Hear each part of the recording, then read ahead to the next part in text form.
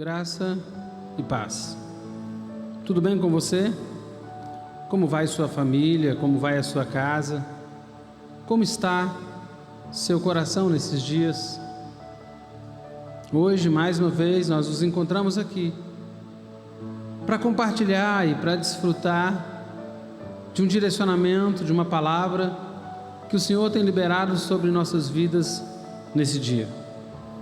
Eu queria compartilhar com você um texto da Escritura em Mateus, no capítulo 8. Diz assim: entrando Jesus no barco, seus discípulos o seguiram. O verso 24 diz: de repente, sobreveio no mar uma violenta tempestade, de tal maneira que as ondas encobriam o barco. Ele, contudo, dormia. Então seus discípulos vieram despertá-lo, clamando: Senhor, salva-nos, vamos todos perecer. Mas Jesus disse a eles: por que estáis com tanto medo, homens de pequena fé? E levantando-se, repreendeu-os, e repreendeu o vento, o mar, e houve plena calmaria. Então os homens maravilhados exclamaram: quem é este, que até os ventos e o mar lhe obedecem? Querido, que dias são esses que estamos vivendo? Todos nós, diante das circunstâncias que se apresentam, nos sentimos fragilizados, nos sentimos fracos, nos sentimos muito pequenos diante dos desafios que estão à nossa volta. São dias de dor para alguns, de batalhas para outros, de apreensão. São dias em que nenhuma estrutura que nós temos à nossa volta tem tido efeito necessário para nos acalmar o coração ou para nos dar as respostas que tanto nós desejamos alcançar. E vivemos buscando essas respostas, e vivemos em torno dessas respostas, e vivemos desejando onde estão essas respostas. E aí, a Escritura no capítulo 8 de Mateus e também no capítulo 14 nos contam duas histórias que apresentam pessoas e um pequeno barco. Os discípulos de Jesus e um pequeno barco. Um pequeno barco e uma grande tempestade. O mar, um mar bravio, grandes batalhas. Um mar que se levanta contra essa estrutura estabelecida, na qual os discípulos decidem caminhar, viajar. Eles recebem de Jesus uma palavra para saírem de um lugar e irem a outro, usando essa pequena estrutura, um simples barco de madeira, talvez feito até de forma caprichosa por um bom carpinteiro, talvez até guiado por homens experientes no remo, homens acostumados às águas, acostumados ao mar, muitos deles pescadores. Mas eles têm uma viagem para fazer, eles têm um lugar para chegar, e eles têm uma palavra da parte de Jesus: me esperem do outro lado, ou passemos para a outra margem. À medida que eles vão navegando naquelas águas, elas estão tranquilas, de repente tudo muda, de repente tudo é diferente, de repente há uma adversidade não prevista pelos seus discípulos, há uma adversidade que eles não poderiam sequer imaginar que viesse a acontecer, e o barco parece sucumbir, parece ser envolvido naquela tempestade, e tudo leva a crer que o barco vai virar, que aquilo vai se tornar uma grande tragédia, que vai dar tudo errado.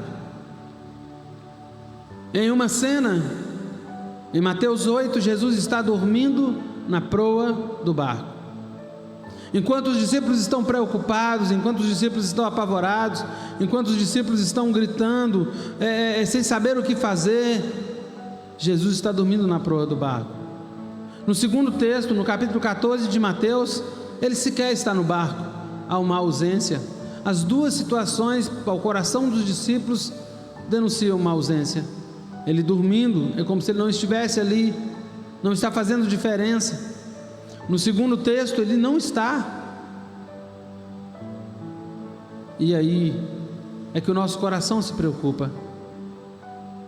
quando a estrutura que nós construímos, eu e você, e nós pensávamos que estávamos seguros nela, quando a estrutura feita por um homem é aquilo que nós usamos para viajar, que nós usamos para fazer a jornada da vida, e quando essa estrutura está ameaçada, e essa estrutura que nós temos, ela parece não responder de maneira satisfatória a nenhum dos desafios que estão ali, ela parece não responder de maneira satisfatória às ondas, ela não responde de maneira satisfatória ao vento, e o Deus que está conosco parece inerte, parece alheio, parece não se importar.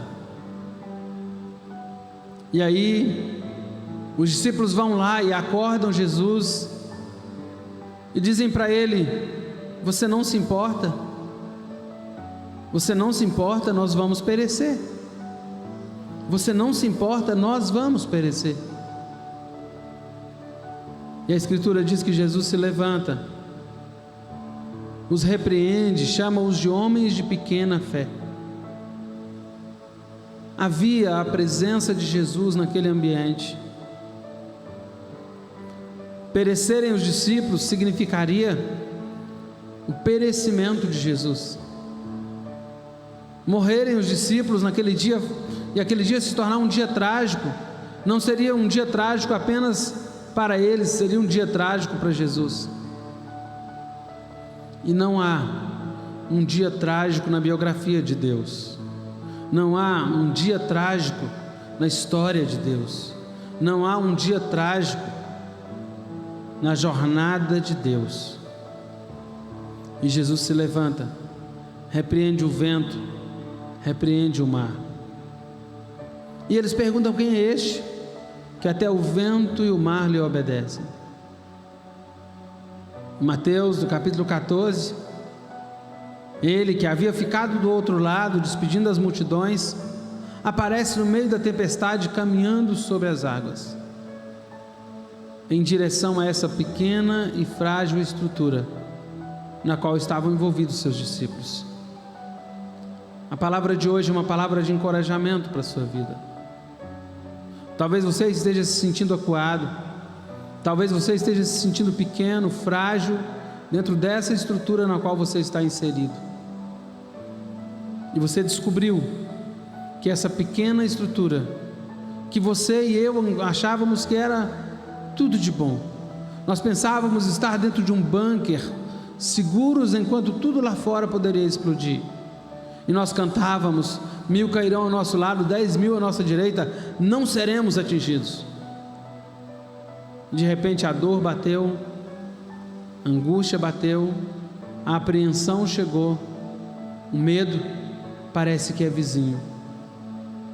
Mas Jesus está no barco. Jesus, ele vem de maneira soberana. Eu fico imaginando a história, eu fico imaginando a natureza testemunhando o caminhar de Deus sobre as águas. No meu coração eu começo a pensar a reação da natureza, porque a palavra diz que os céus declaram a glória de Deus, o firmamento obra de suas mãos. Eu fico imaginando a natureza, se a natureza pudesse se manifestar, como ela se manifestaria ao ver Deus andando sobre as águas para encontrar homens amedrontados dentro de uma pequena estrutura, um pequeno barco, com um risco enorme de serem engolidos por tudo aquilo que estava diante deles. A palavra de hoje, como eu disse, é uma palavra de encorajamento. Sua estrutura é pequena e frágil, que bom, ela vai demandar a presença de Jesus. Os discípulos vão até lá e eles perguntam, eles acordam a Jesus, e eles comunicam a Jesus. Comunique a Jesus os seus medos, comunique a Jesus os seus temores, comunique a Jesus aquilo que tanto pesa hoje para você, e confie que mesmo com toda a sua fraqueza e limitação, essa pequena estrutura chamada vida humana finita será alcançada por um Deus infinito. Ao entrar Jesus com Pedro no barco, tudo muda. Ao liberar Jesus uma palavra, tudo muda. E é essa palavra que hoje o Senhor libera sobre a sua vida e sua casa. Essa estrutura pequena e frágil será visitada hoje por um Deus grande, poderoso, soberano, o El Shaddai. Que Deus abençoe a sua vida, que Deus abençoe a sua casa, que Deus abençoe a sua família e que a força da sua vida esteja no Senhor. Deus te abençoe, em nome de Jesus.